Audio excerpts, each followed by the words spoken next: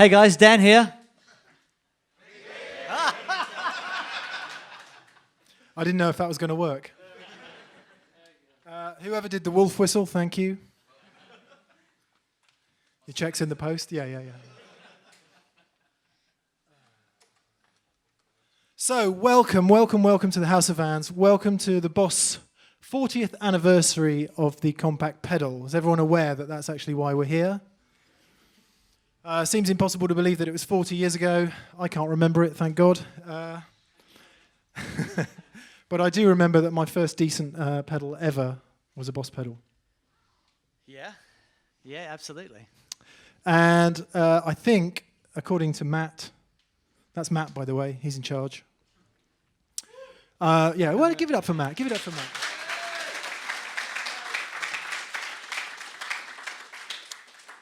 They've made over 15 million Boss compact pedals, which is pretty crazy. Anyway. So without further ado, today's show is a That Pedal Show Live. You'll notice that we are recording. Say hello to Simon. And to Catherine. So for any of you who aren't aware, Simon and Catherine are the reason that Pedal Show actually happens. Dan and I do as well as we can, kind of this side of the camera, but they do all the work, production, shop, keeping us on the rails. So quick thanks to them.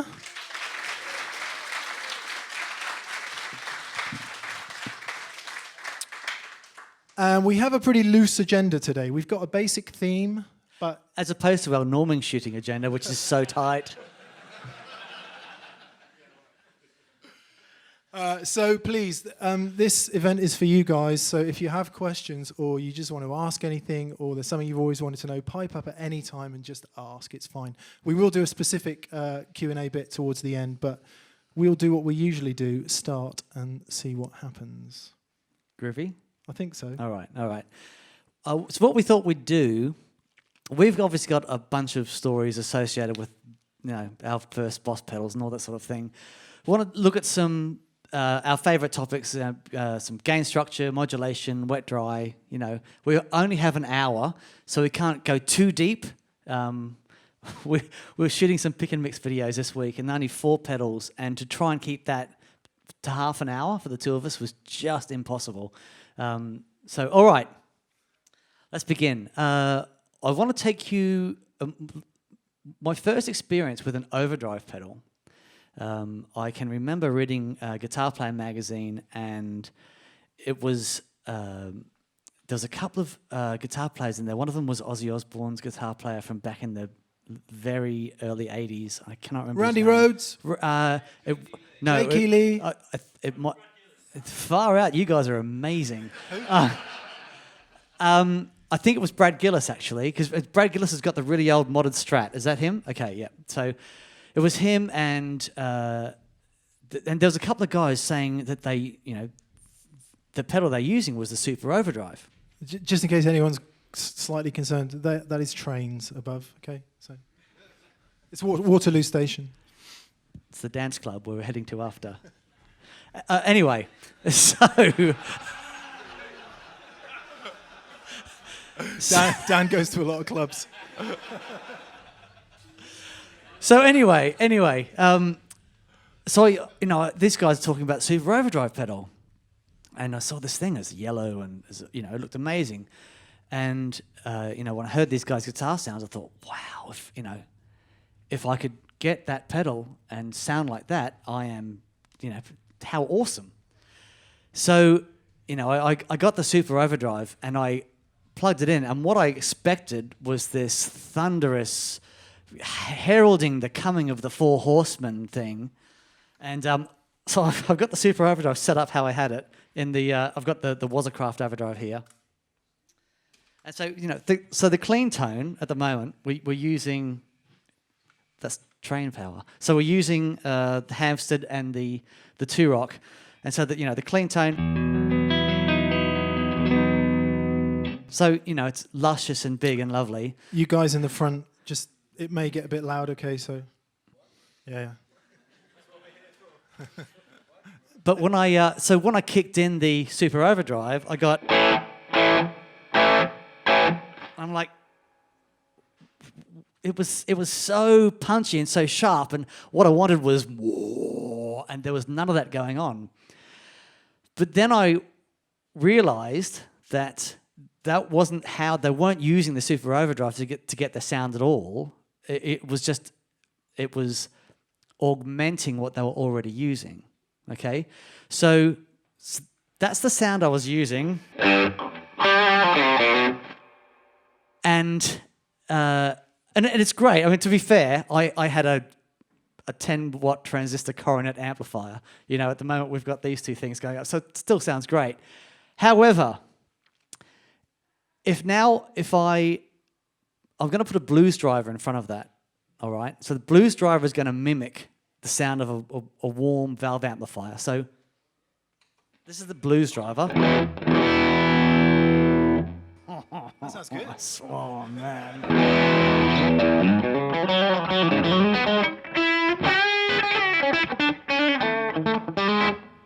Cold fingers. All right. So if you imagine that's the Marshall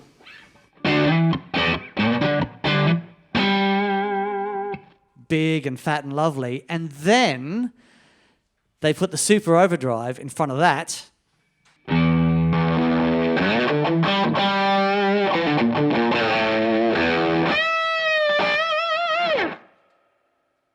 Very different experience, you know. But of course, no one tells you that. You know, I had to work that out by myself, which is why it's the same thing with the tube screamer. That's why I never got the tube screamer when I first got it for exactly the same reason. Is that the Boss tube screamer? That wasn't the Boss tube screamer, but it's the same. So when we're talking about the EQ thing, the SD1 sort of has the similar thing. But as a boost going into something that's already overdriving vis-a-vis the amplifier, or a more full frequency thing. So, you know, when Mick and I were talking about designing our own pedal and stuff, it's basically exactly the same concept. We have a full frequency overdrive, and we have a more of a mid-hump thing. And the combination, so I'm just using a blues driver and a super overdrive. And the combination of those two is awesome. Did you have a super overdrive? I did. It was my first ever proper overdrive, and I stumbled on it because, what would that have been, about late 80s, 87, 88, something like that. And at that time, anyone who can remember back that far, you couldn't just go on the internet because it didn't exist. And you couldn't just walk into a guitar shop and look at their amazing pedal cabinet. You know, if you wanted a decent pedal at that time, it was Boss or nothing, basically. Arion had just hit with a bunch of stuff that was kind of plastic casing, and they sounded pretty good. But if you were serious, and when you used to go and watch a band, if the guy had Boss pedals, it was like, yeah, this guy knows what he's doing. So hence, walk into the guitar shop. I'd done the same thing. I'd gone, hang on a minute, I'm absolutely devoted to Stevie Ray Vaughan. Apparently he uses a Fender Twin. He doesn't. And he turns it up to 10. He didn't. And he gets that amazing sound. So what did I do? Go out and buy a 1970s Silverface 125-watt Twin with JBLs. Get it to my band rehearsal room with my, I think I had a Strat by that time. And, gave the whole band the shock of their lives, me included, because it was just the loudest, cleanest thing I'd ever heard. That needed some augmentation. It needed to sound more like Stevie Ray Vaughan for me. Next stop, super overdrive. So the way Dan's got it set at the moment, I think, if my eyes don't fail me, you've got quite a lot of drive on. Yeah, I was trying to rock, So we'll set it up to be more. Yeah. All right. So the 2-Rock at the moment is set, but in fact both of these amps at the moment are set pretty clean. So.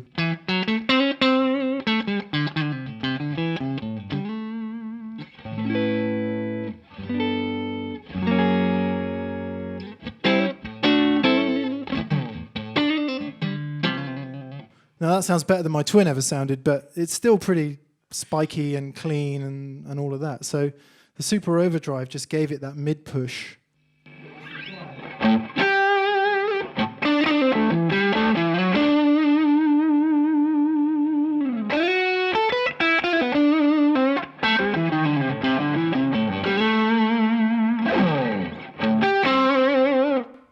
which was closer. It was a bit closer to that mid-push Stevie Ray sound, and that was, what do you do when you've got one? You buy another one. So I was kind of doing what Dan was doing with the BD2, but stacking them. So we talk about stacking overdrives a lot on that pedal show, and if it's something you don't do, try it, because it just enables you to take a basic clean sound amplifier and get two more channels, I guess. And as all guitarists know, you have loud, louder, and loudest. And that seemed to work pretty well in the context of the band. I mean, even on the bridge pickup of the Strat, I have the tone control wired to the bridge pickup on the Strat, so you can just knock a little bit of the top off there, so it sounds, I don't know, not like a humbucker, but on the way to that.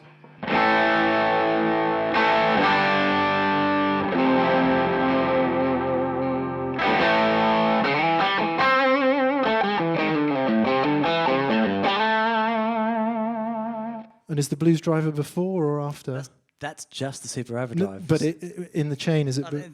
The chain is before. Let's give that a go, see what happens.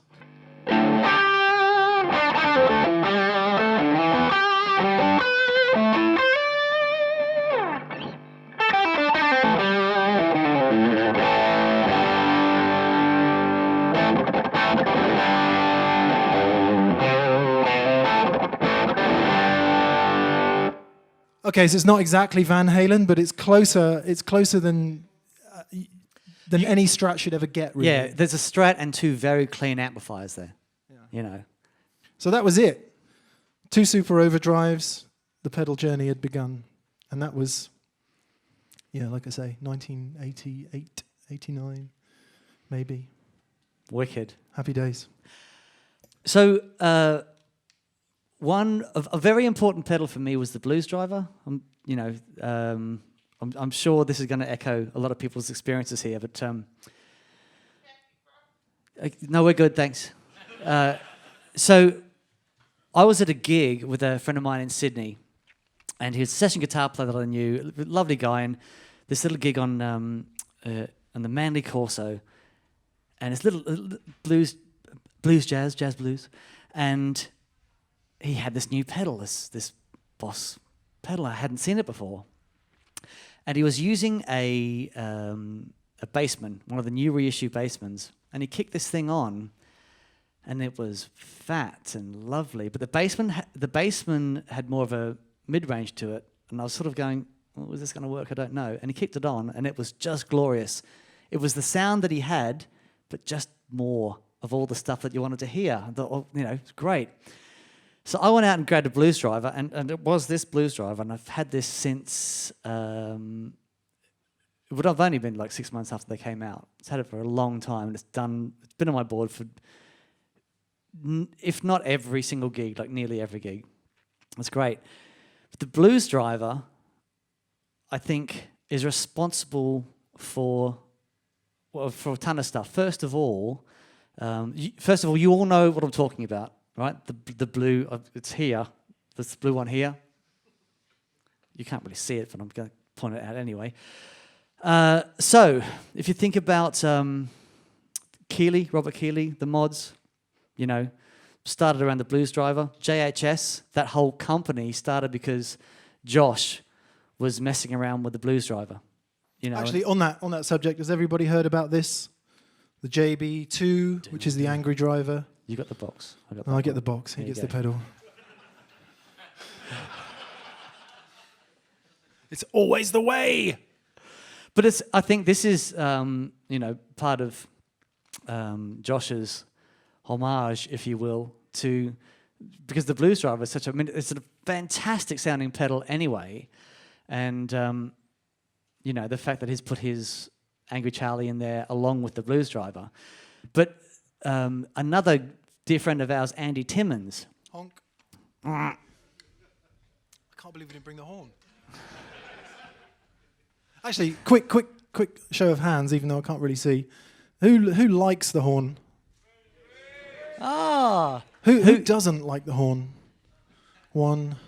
Is it because it scares an animal? No. We had some. So any of you guys over there? Is it because it scares an animal? Okay, the horn's all wrong. We were talking about having it sampled. Line 6 said they... No, anyway.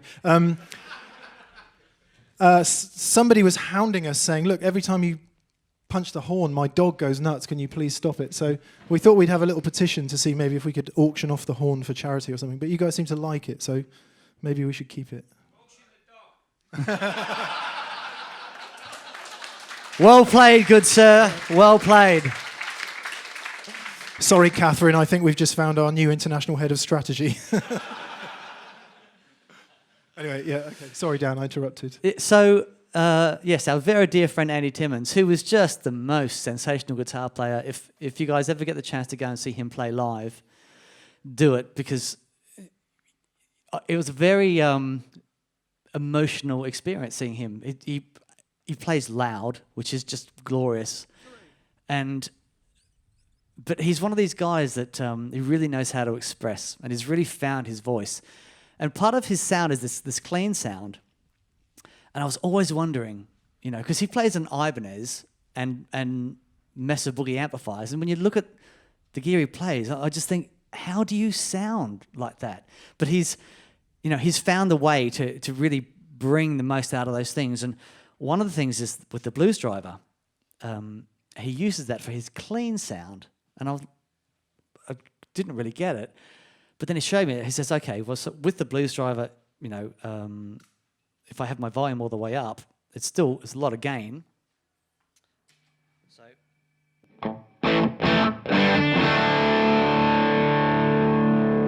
it sounds great in here. I'm like, that's your clean tone. He says, no. All he does is he backs the volume then, right off his...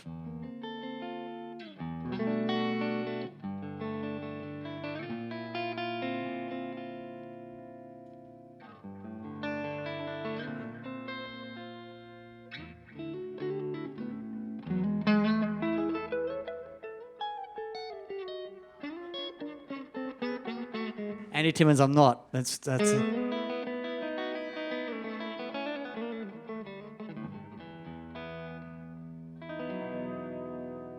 So that's his sound with the volume turned up. But what happens is, as he backs the volume down, as he digs in,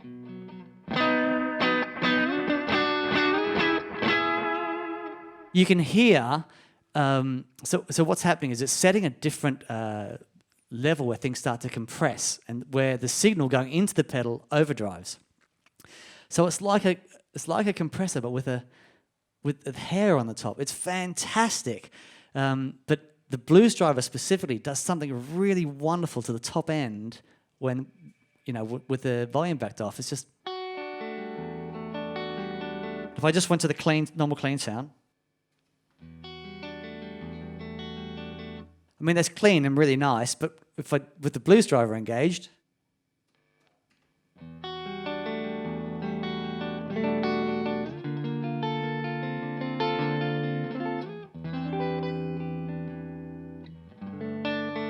it's fantastic. You might be able to hear it a bit on the Strat as well. Can you just turn me on a sec? Turn me on.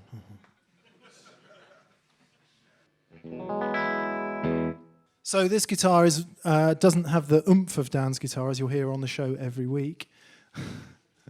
So it doesn't overdrive the amps or the pedals as much. So it is a bit cleaner to begin with. Any Strat players in here? Yeah, boo. Did I hear a boo? Let me guess. Les Paul. Yeah, there we go. And of course, one of the issues with vintage style Strats is they don't have any kind of treble bleed on the volume pot, and if you put one on, it changes the guitar, and it's just kind of different. However, using something like the Blues Driver in that spot enables you to turn the volume down a little bit and still retain some of that high end, which is the whole reason Andy does it, right? Mm-hmm. So.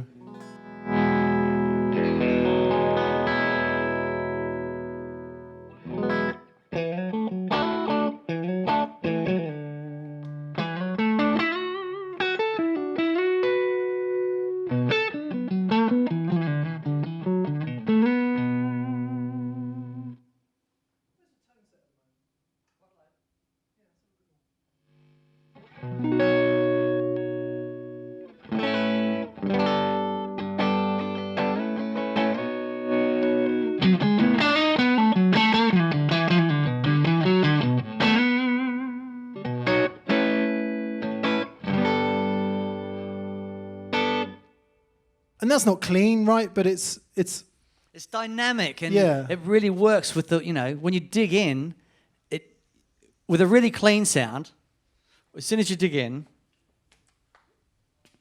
so, whoa, good Lord. But when you have the blues driver on, the same thing.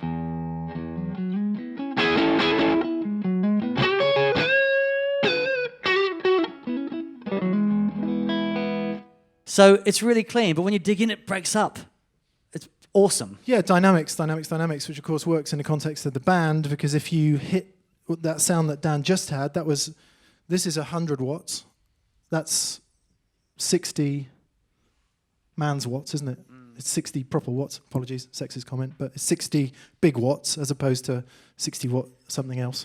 It has a huge amount of headroom, so when you hit it with a guitar, bloom, you get everything.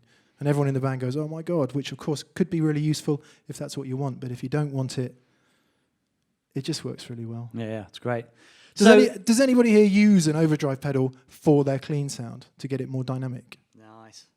Okay, so that is happening a little bit, yeah. Well, for anyone who hasn't tried it, and if you think it might be useful or worthwhile, give it a go. And the kind of pedal to choose for that is something like the Blues Driver, which has a little bit of a mid-push, but not too much. It's kind of pretty full frequency compared to a more mid-humped type pedal, which is what the Super Overdrive is. Exactly. So, and the combination of the two, they just work so well together. Groovy, how we doing? Well, I think we're doing all right. Any questions so far? Anyone fallen asleep yet? Anyone thinking, God, we've heard all this before, can you tell us something new? Okay. Any other observations? Okay, let's move along to... Basically, I bought, these are all the pedals that I have owned at, some period of the time. And my favourite pedal ever... Well, I got two favourite pedals that, in succession. One being my original Electric Mistress, but the other being this glorious Boss CE-1. And I'll give you a listen to the sound of it first.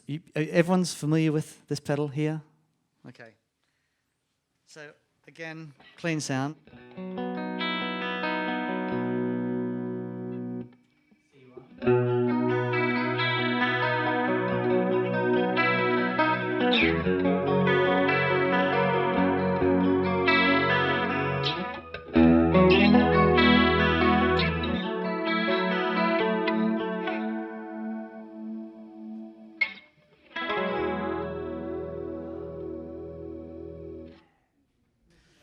Even with the sounds of the electrified rails, it's cool. It's just right. So, this is from 1977, and what I love about this pedal, so it has a they call it chorus vibrato, right? All the vibrato it turns the dry sound off from the chorus. Now, what's happened on mine is the vibrato side, when I click it, it's the LFO that does the modulation doesn't work anymore. So I just get this like a notch filter thing going on, and it is brilliant. So Can we hear that? you can hear that. So if I turn the chorus is, as you just heard. If I go to the vibrato side, and I can tune that notch filter. And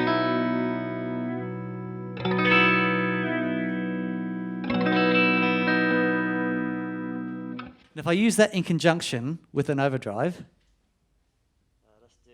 I've never heard this before. Oh, it's awesome. With a bit of delay and reverb, you can kind of get a bit Gilmore-y.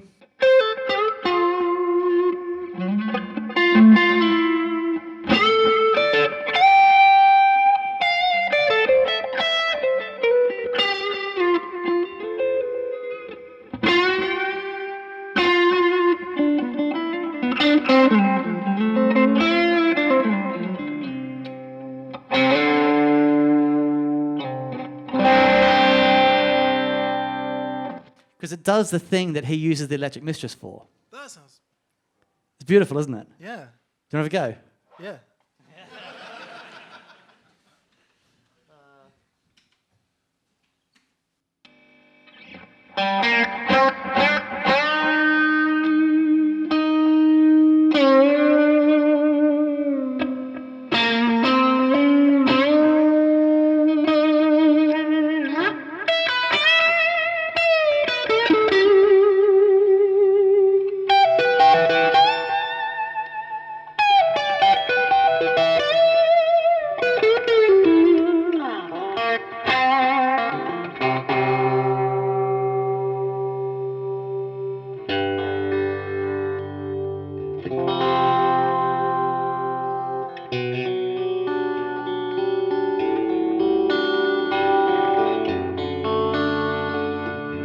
And here's the sound without that on.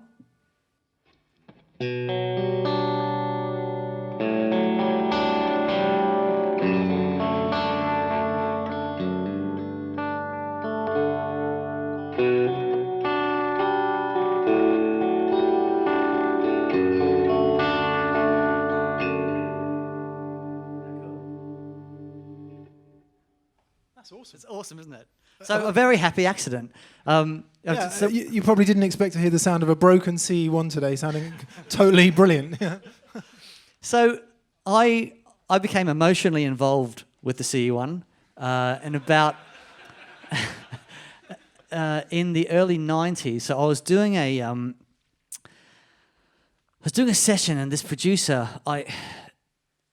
so when I grew up playing guitar, I didn't have a dad that listened to Zeppelin. You know, my dad listened to organ music and stuff, and it was very uncool. So I grew up thinking that the best guitar sound simply must be the most technologically advanced, state of the art. If a state of the art, the only reason they would invent it is because it sounds better than the other thing. So the newest thing had to be the best sounding thing. So, I still got tours and stuff, and I sounded okay, but I just so struggled. Once I was described once as sounding like a middied up mosquito. So, and I don't remember that much. It doesn't keep playing in the back of my head a lot. So I see a new T-shirt coming on there. M1D1 mosquito. It's the M1D1 mosquito. Okay, you saw it here first. That T-shirt is happening, right? So anyway, I'm doing this session, and the producer brings in these old boxes full of these old pedals. Oh man, you're so behind the times. You've got no idea. I had racks of stuff. And anyway, he pulls out a bunch of the old things. One of them being this, and the Electric Mistress. And when I heard these pedals, my life changed forever, which is the reason I'm standing here today, because if that hadn't happened, But I couldn't believe it. I couldn't believe that these pedals that were ancient, so not in 94, that was still 17 years old. And I'm like, hang on. And I went to my Brack, and I dialed up the chorus sound, and I just kept A-Bing it, and I tweaking, and I got nowhere near the sound of this thing.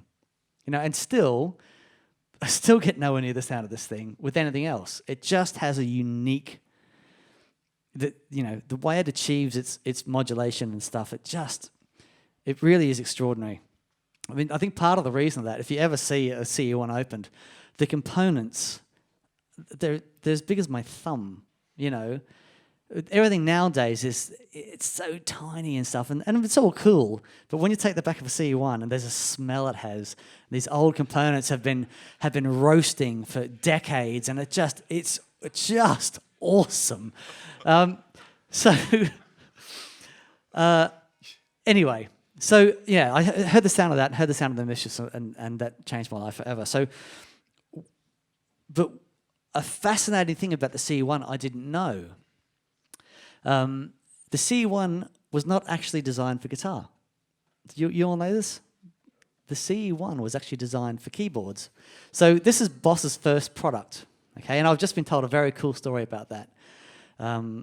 they made the CE-1 and they had 18 months of stock and it wasn't selling. And it wasn't until a picture appeared of Herbie Hancock, the famous jazz keyboard player in the States, and had a CE-1 on his keyboard. It wasn't until that picture appeared and they started selling and the company took off. But originally, the CE-1 has this input stage in it, and with a guitar, the way the guitar, the impedance from a passive guitar pickup, it wouldn't drive that pot. So the guitar players who first plugged into it was very dark, unless they had a thing called a buffer beforehand. But if you just plug your guitar into the CE-1, it was really dark. So you'd have to mod the CE-1, and all it was just changing out that input pot. Anyway, that's my little story about the CE-1. It was awesome. But then, the other thing about the CE-1 that is just so cool, the CE-1, a lot of guys used as an overdrive pedal, right? And I didn't know this. So there's an Australian band called Midnight Oil. Anyone heard of Midnight Oil? All right. Midnight Oil had a guitar player called Jim Magini, who is a genius. Right? He's a professor of acoustics. He's literally, he's incredible. And he's always used a CE-1, but he uses it more for his overdrive sound, right?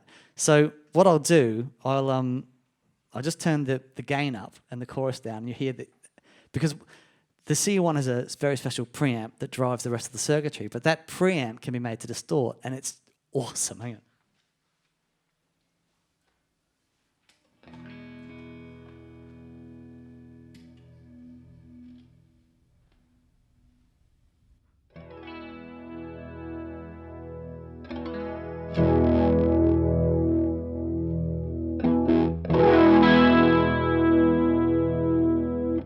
So this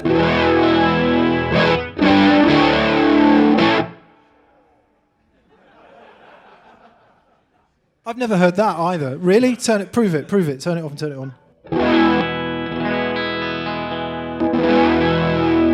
So that was the sound of.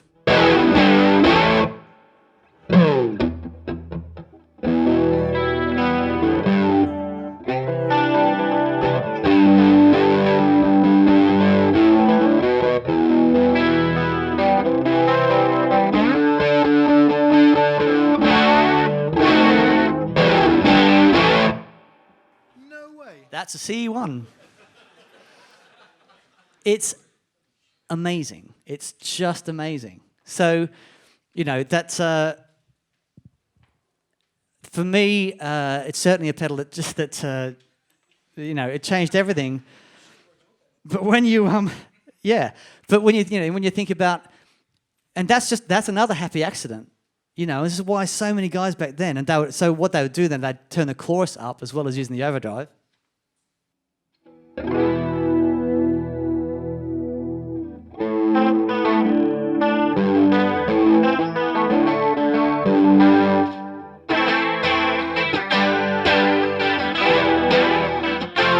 That you can hear as I dig in,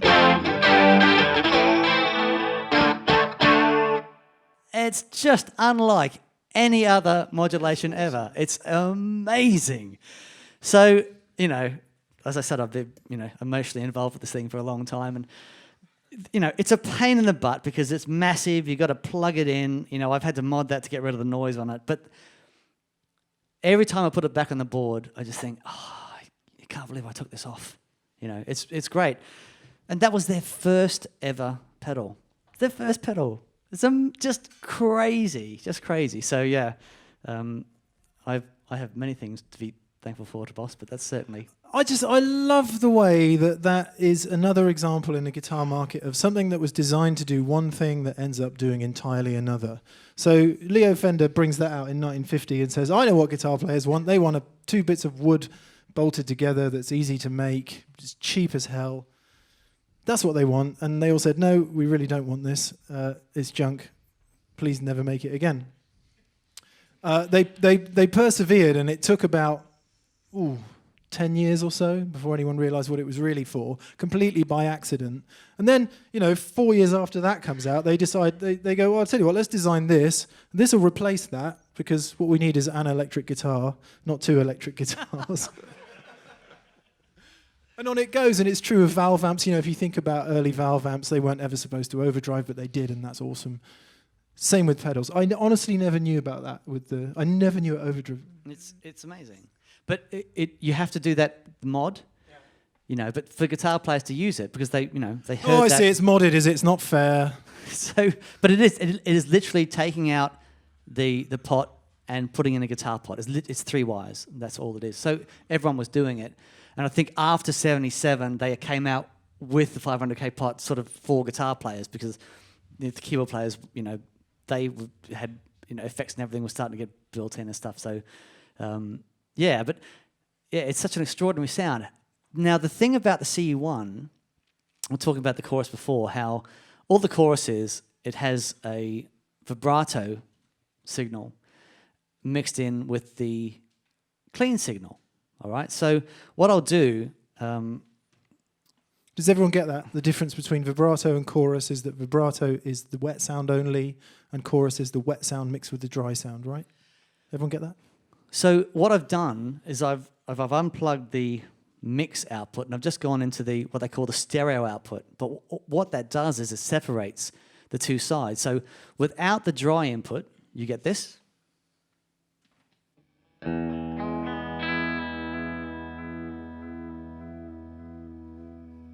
That's the modulation of a CE-1.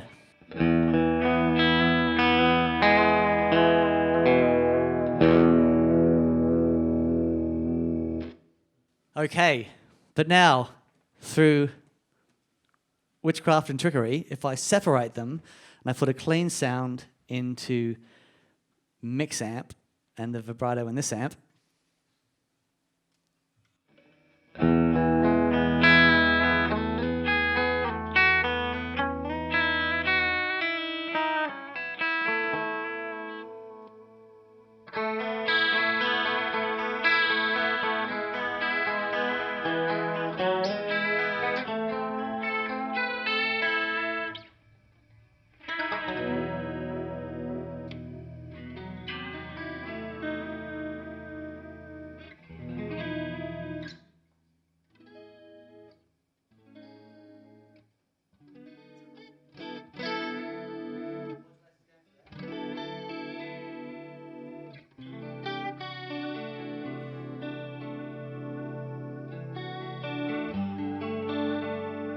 so that's the modulation to both.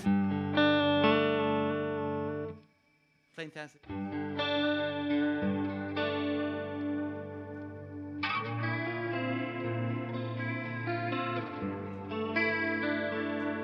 Now, who knows what amp does that? Anybody else? Roland Jazz Chorus. There you go. So, the Roland Jazz Chorus, the chorus in the Roland Jazz Chorus is a CE-1. It's the same circuit, right? But it's a stereo amplifier, and it sends the modulated signal through one speaker, right, and the direct signal to the other. Now, we did a show, the Jazz Chorus, and we were sat in the room going, oh my God, this is amazing. It was massive, but we only had a mic on one speaker.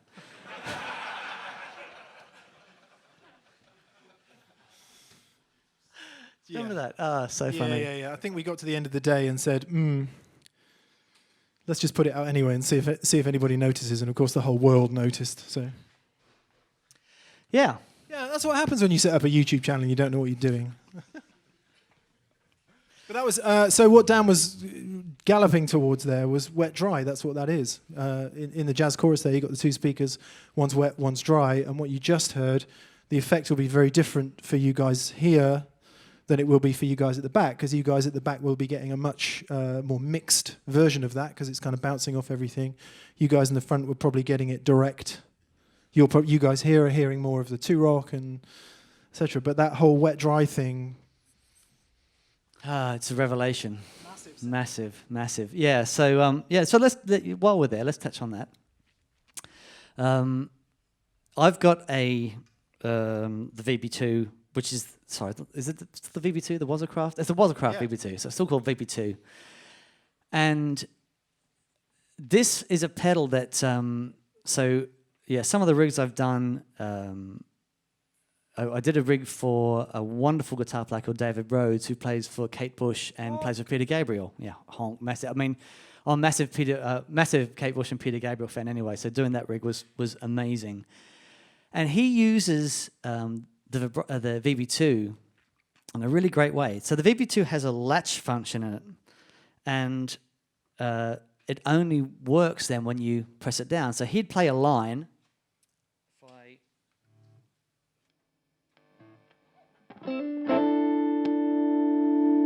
So you just play a line, and then instead of going like this, he'd go.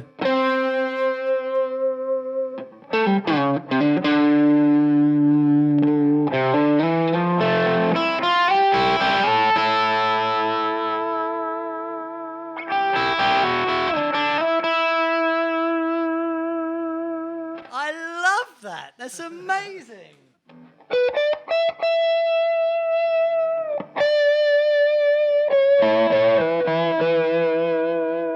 But the cool thing is now, if I wet dry that sound, let's go here, and you, and you, and you.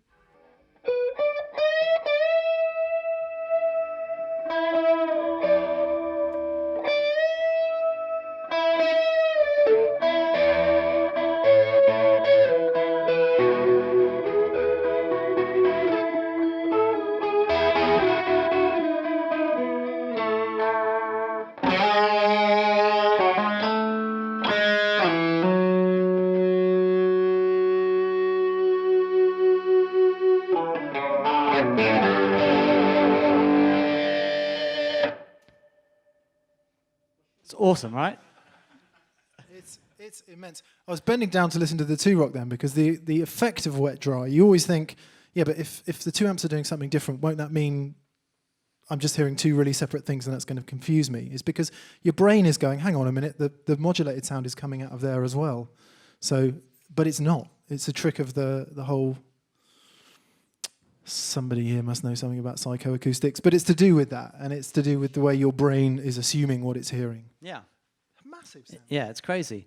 But if you think of the difference in the vibrato, just the straight vibrato sound between the VB2 and the CE-1, it's still the CE-1 is still a vibrato. It's still modulating, but it modulates in such a way that it's not smooth like the VB2. The VB2 is really smooth and lovely. But when you hear the modulation from the CE-1, it's not random, but it just moves in a sort of very non-linear fashion, and that's what gives you that sound. It's just fantastic, and it is literally it's the tiniest little bits of difference in the sound. This is what I love, I think, about pedals, is that if you look at you take 3 chorus pedals that all basically do exactly the same thing. They take the signal, they split it, it modulates one side and put it back together. And the difference between them really, in an analog sense, is minute. But when you put them side by side, their difference is massive, And I love that about pedals. It means that you can actually really fine-tune to the most nth degree your sound. It's wonderful.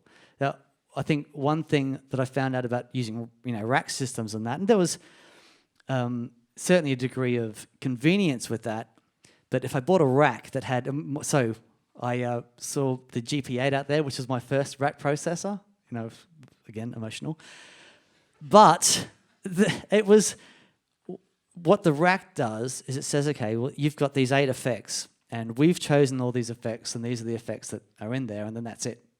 But with the pedals, you get to, you can infinitely swap them around and really fine-tune it. So, yeah, I think that's what sort of drew me to the whole pedal thing. But then I couldn't just press one button like I did on my MIDI-up Mosquito rig and have the whole sound change. It wasn't a great sound, but the whole sound would change. So, thus started my other career. Does anybody here use vibrato? Awesome. couple. Now it's fascinating because most people hear that sound and it's like, no, don't get it. It's got to be the least popular guitar effect, I would have thought. Is that you, David? Hello, mate. I didn't see you up the back there. Everyone say hello to David. It must be the least popular guitar effect because it kind of sounds like this.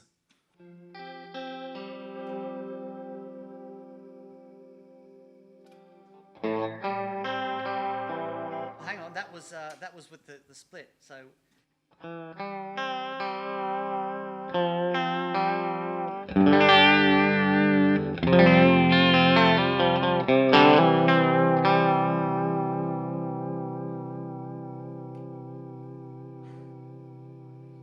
And you hear it and you go, in what musical context is that ever relevant and how does it work? But then, you hear Robert Cray, for example, and he might be giving it some...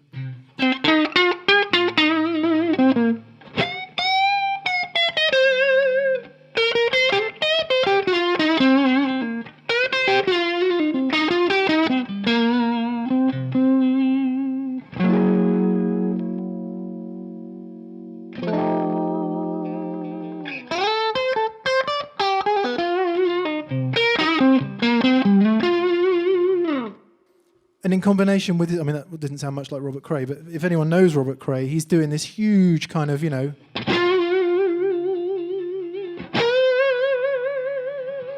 in combination with the vibrato, all of a sudden you get that crazy, accentuated blues sound. And then on the end of the replacing real vibrato, I'd never seen that done before. That's great. And then, of course, mixed in wet, dry. Is it Stephen Wilson that likes vibrato? So, yeah, Stephen Wilson. Honk. A massive honk. He's amazing. He hates... Did I say he's a massive honk? You did. I did. So, Simon does an amazing job of editing our videos. I keep him well busy. So, Stephen Wilson, funnily enough, he hates chorus and loves vibrato, right? It's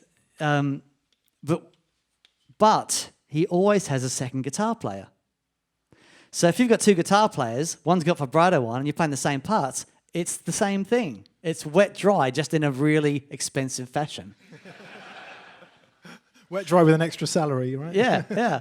But Neil Finn has had a VB2 on his pedal board since before Crowded House, since he was in Split Ends, and he uses it all the time. It's wonderful. Vibrato is a really interesting effect if you get the time to spend some time with one.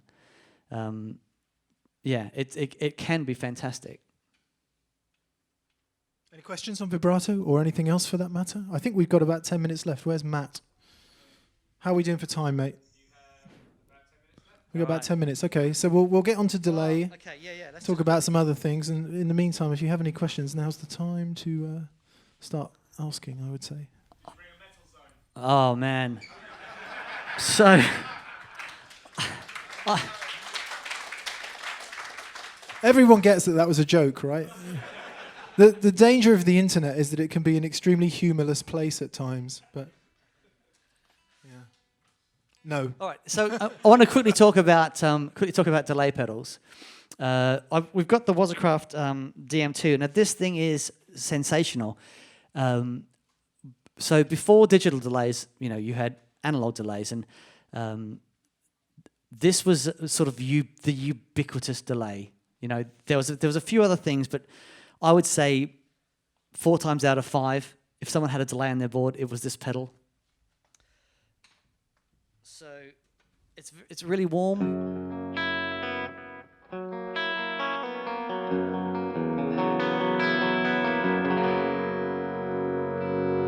But then it does this thing.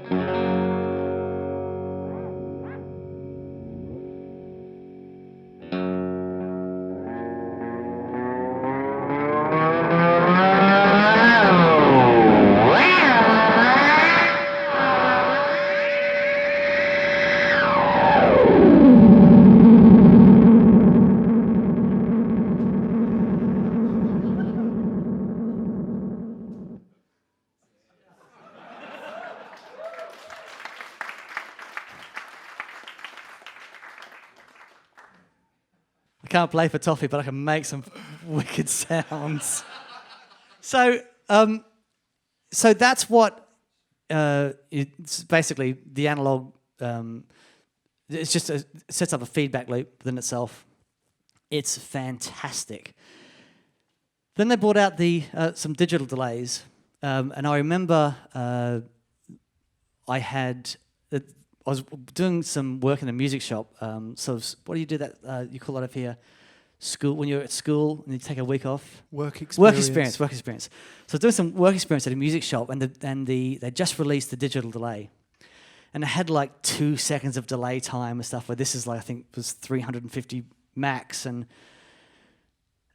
so we had people queuing up to try out this digital delay pedal, and it was amazing. And then for about a year after that, you couldn't. I remember trading in an analog delay for a packet of strings, and I still had to pay money.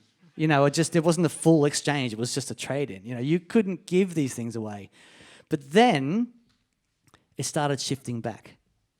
People started thinking, well, the digital thing's cool and it's really clean and stuff, but there's something that the analog delay's got.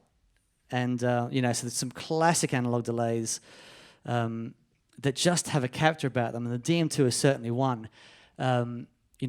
So what I'll do, I'll get Mick to quickly play, and I just want to show you one thing with the DM2.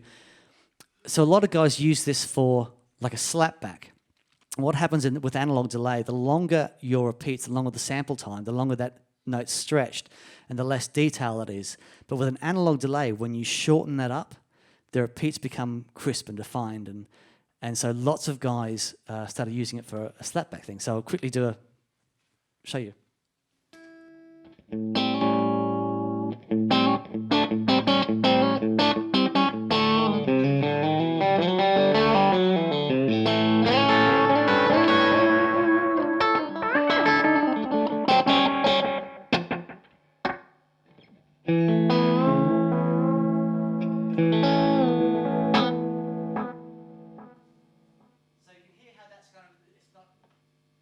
Sorry, we're recording this. So you can hear how that's not, the note sort of falls away very quickly. Yeah, listen to how it goes off.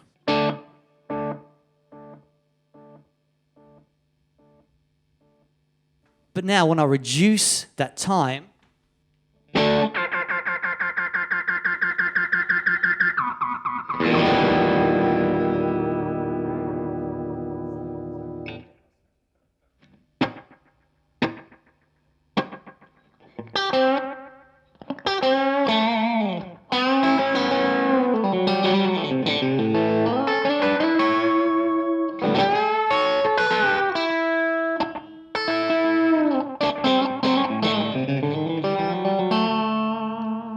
and with the DM2, you can get the time really, really tight, and you get this almost doubling effect. And we've done this before in our How to Get a Good Solo Tone. What happens is you start getting these little awesome phase additions and stuff when you have a really tight delay time. So I'll just start kicking it on and off, and I'll get it closer. So, shorter.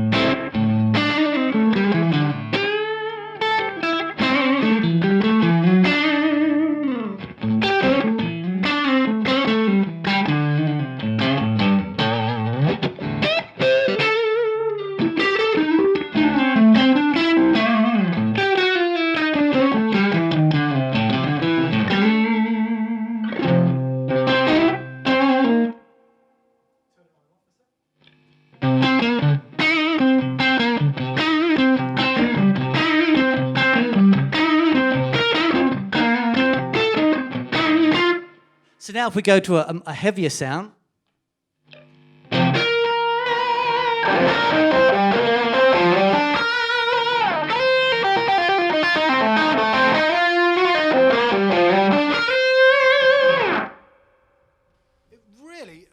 It really throws you out of the mix, because anyone who plays with delay will know that you get your first delay pedal, you get into a really busy rock song, set the delay at 1 second or 800 milliseconds or something, and start giving it the full on, all that stuff I can't play. And it just sounds like a mess. There's no note definition. You're not cutting through the band at all. but you shrink that delay time right down to whatever that is. What is it, 20 milliseconds or something? Not even that. Okay. Not even that. I think so. But my point is, everyone was so concerned about doing these massive long delays, you know, and was that the EH had a 16-second delay? You go, eh.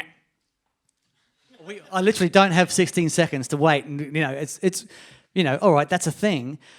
But the short delay times and delay pedals, you have some absolutely magic spots in there where you can just coax some brilliant sounds out. I mean, even just subtly, but that used in conjunction with a solo boost is amazing. Does anybody here use quite a gainy, you've got one Les Paul guy down here, quite a gainy sound with a Les Paul, and sometimes you struggle to really punch out the mix? Because absolutely. Anybody else Yeah. have that issue? Because often the Try time this. is, volume isn't necessarily the answer with that, you know, but something like that is awesome. It doesn't change the fundamental characteristics of your sound. It's all there, but there's just a little bit more. And because of those little phase additions that happen, it's very cool. So definitely want to try. I've got through about half the things I wanted to talk about, but anyway, that's the way it works with me. I think we're going to open up for some questions now, and we've got about 5 minutes left. Is that right? 5 minutes? We're going to have an extra 5 minutes. All right, brilliant. Yeah, go Tiger. Loving overdrives on a clean tone. How many pedals would you stack? Do you have to start using a switcher before your quality of your sound starts to deteriorate? I'm going to repeat that question for the recording. How many pedals would you stack together before you start losing, right? So too much gain stacking? How much is too much? When you need to start putting them in a switch system? Okay, so that has to do with the buffers in the pedal. You know, if you've got pedals that sound great together stacked, it doesn't matter if they're in a looper or not. If they're all in a line and you've got them all on, and that's the sound, no problem at all. If you have, you know, a whole bunch of pedals together and they've all got buffers and you've got them all in a line, then it starts to get problematic. Because each buffer is, its own little one-to-one amplifier, and each buffer has a signal-to-noise ratio, so like we were saying before, in the Watercraft pedal, and Boss have redone the buffers for the BD2, and it sounds great, and the buffers generally in Boss pedals are fantastic. All I will say is all buffers are not created equal, and it is really up to you as a player. If you find, you have to experiment and see, because I remember doing, sorry, I'm going off on a bloody tangent again, that's what I do. But I've done I did Dave Gregory from XTC, I did his first pedal board, and he had 10 Boss buffers in a row, and he didn't have a problem with that, it was fine. But then I have some guys who might have 4 or 5, and it's a problem for them. So it is very much an individual thing. But generally we'd say about half a dozen or so. Is your question about when they're all on, or just keeping them separate, using one at a time? Yeah, both combinations. Those that are not switched on. Okay. Having options on your board. Yeah. So options on the board is really about ergonomics in terms of when does it become easier for you to make one foot press instead of 5. Tonally, if they're all on, it makes no difference whether they're in a switching system or not, because they're all on. So, but yeah, I guess you get to a point with gain where it's just mush and you can't hear anything anyway. Yeah, and stacking things as well, you need to be super sensitive to the amount of gain that you're dialing in. If you have 3 really dynamic overdrive pedals, turn the gain down on them and then try stacking them into each other. And one will just push the other one a little bit more, which will push the other one a little bit more. It's awesome fun. As soon as you start turning up the gain, what you're doing is you're decreasing the dynamics. You're decreasing that rate at which the input will start to clip. So, but with the gain turned down, you still have a level of dynamics. And so, yeah, but experiment with that. Gain stacking is so much fun. Anybody else? The back there, was there one? No? Yes, sir. Just going on amps almost on an EQ. When you're setting them up, for example, in the room that you did today, and you've got EQ setting on an amp, you're not using the EQ pedal on the board. Would you tune the EQ on an amp to fit the room, or would you just say, right, this is how I've set it, and I'm going to leave it here, I'm going to set the volume to the room? Both, I guess. Who here plays in a band? Cool. Okay, great. So you've had that experience where you set your sound up at home, you get to the gig, the drummer and the bass player starts and you can't hear a damn thing. That's because at home, a certain amount of treble and bass sounds good. Usually you don't want it too spiky when you're playing at home, maybe. I'm generalizing, but it's usually the case. And because you're in a small space at home, pushing the bass makes it sound big and fat. As soon as you get with a band, usually you're putting on loads of treble and presence to cut through the cymbals and stuff, and cutting bass usually because your power amp's working much harder, the amp's working much harder. So to taste, I guess, is the answer. But so I'll play the 2-rock, for example. Is there any way we can have that in isolation just for a second or not? Sounds pretty bright, right? And I'm thinking it doesn't need to be any brighter than that. And usually by it comes to gig time. Oh, there's me thinking the bright switch wasn't on. It is on. That's how it normally is with the bright switch off.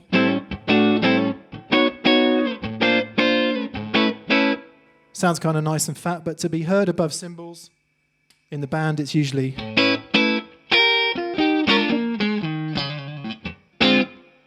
Which in isolation, it's that whole thing about setting your sound up at home and what works in the band. So I hope that kind of answers the question. Do you have anything to add, Dan? Your amp will fundamentally sound different from one room to the other. Your amp will fundamentally sound different where you place it in the room. He used to have different amps for different rooms. True story. Oh, yeah, definitely. Because my AC30 would sound ace at one venue, but another venue it would sound rubbish. I'd have a Tweed Deluxe. Or it's there is a guitar player who will remain nameless, who was noted for having awesome tone on the kind of gigging scene, and he was known for having great tone. And everywhere he went, he was always told his sound wasn't as good as Dan's. It's not a competition, folks. But I won. Okay, so we have time for one more question. One more question. Anyone? Yes, sir.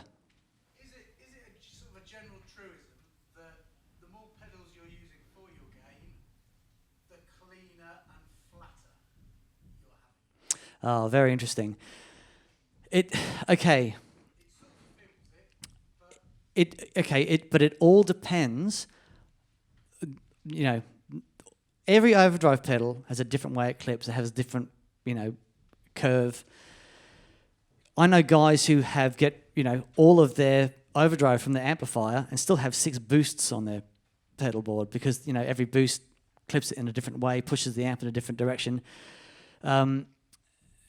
Because if I said yes, absolutely, then someone would go and disprove. For me personally, I need headroom in the amplifier, but I don't need. I can't handle a sterile sounding amplifier. The amplifier still has to have character, and to do that, the amplifier has to be working. So I love.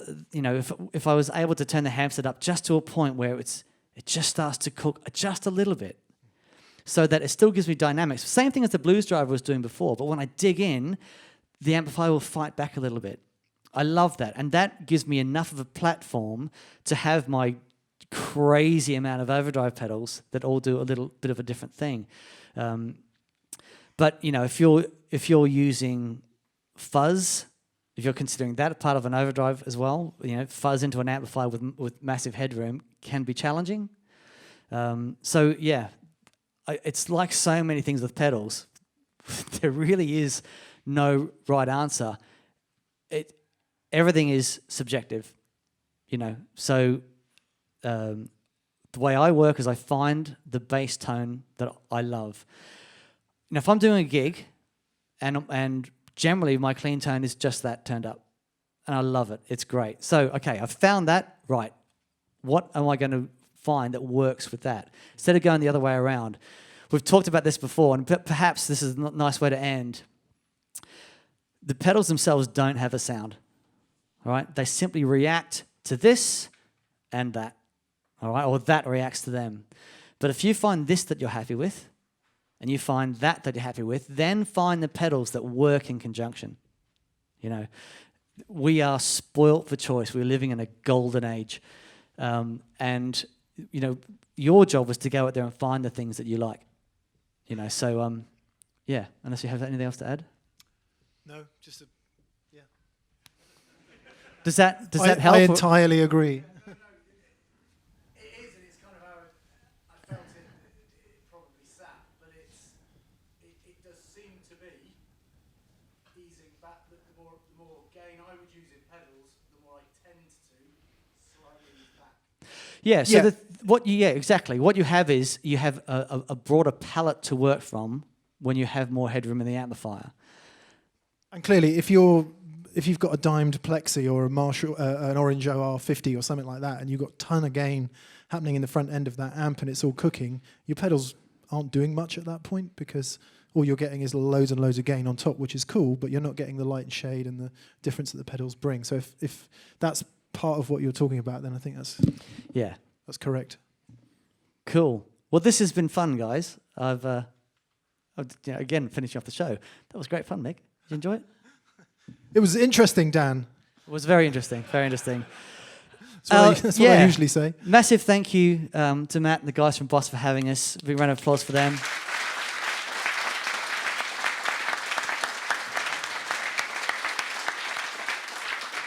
Huge thank you to the staff at the House of Vans who have been nothing but completely awesome in terms of helping us in and out and all the rest of it. Thanks Fishing to those for guys. shoes. Fishing for shoes. Yeah, and that's it. So thanks so much. We'll be about if you have any questions and stuff. We'll be hanging about for a bit. So yeah, thanks guys so much, and see you on Friday.